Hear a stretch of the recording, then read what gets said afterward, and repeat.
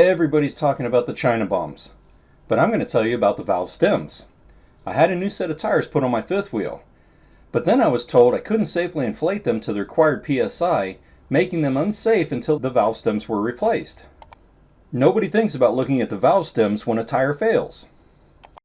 Have you ever wondered why the steps on your camper are so wobbly? It's because they're broken and need to be rewelded or replaced. Like most everything else on a camper, they are designed to fail within 10 years. Have you ever wondered why you see so many house ladders on RVs? It's not because the guy's a roofer. It's to clear the debris off the slides, safely get up on top of the rig.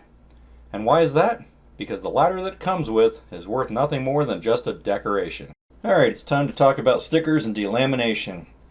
Stickers will shrink and fade in the sun, leaving your camper looking ugly with adhesive marks.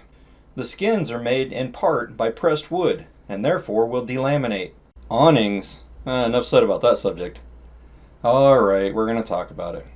Awnings are one of those things that are going to fail. And it's not when, it's how often. The spring, the tarp, the rails, you name it, it's going to fail. Why can't all manufacturers make a stainless steel roof on your RVs and fifth wheels like Jayco had on mine?